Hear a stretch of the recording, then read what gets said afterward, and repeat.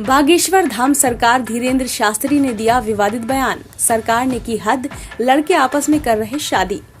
बागेश्वर धाम के महाराज धीरेन्द्र कृष्ण शास्त्री अपने बयानों की वजह से काफी चर्चा में रहते हैं। इस बार उन्होंने एक नया मुद्दा उठा दिया है।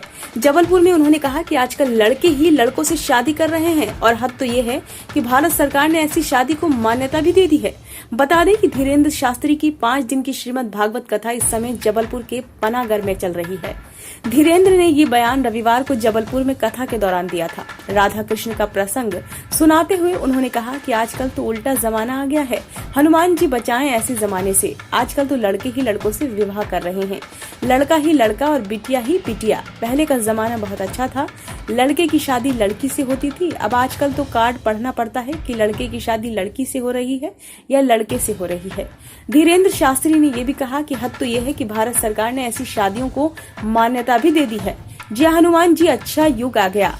हम तो एक दिन सोच रहे थे ऐसे ही युग में हमारा जन्म हुआ, जब लड़के से ही लड़के की शादी हो रही। कुछ दिन बाद तो स्थिति विचित्र हो जाएगी। विदेश में ये बहुत चलता है, विदेश में तो सब कुछ चलता है। अब हनुमान जी ही बचाएं। उन्होंने कहा कि बड़े बड़े शहरों में लड़के को विवाह करने के लिए लड़की की जरूरत नहीं है। वैसे व्यवस्था ठीक है, हमारे गांव में भी 2-3 कुंवारे भी हैं, उनकी शादी नहीं हो रही।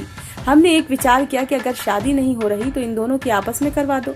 जब व्यवस्था बन गई और सरकार ने मान्यता भी दे दी, कम से कम जब मरेंगे तो ब्रह्मा जी से ये तो नहीं कहेंगे कि बिना ब्याह के मर गए। गौरतलब है कि बाबा बागेश्वर की जबलपुर के पनागर में 5 दिनों की श्रीमद् भागवत कथा उदयपुर में हुई 23 तारीख की कथा के बाद हो रही है, जिसमें उनके दिए गए एक बयान के चलते उनके बयान को विवादित और भड़काऊ मानते हुए उनके खिलाफ मामला दर्ज कर लिया गया है। ब्यूरो रिपोर्ट, नई दिल्ली।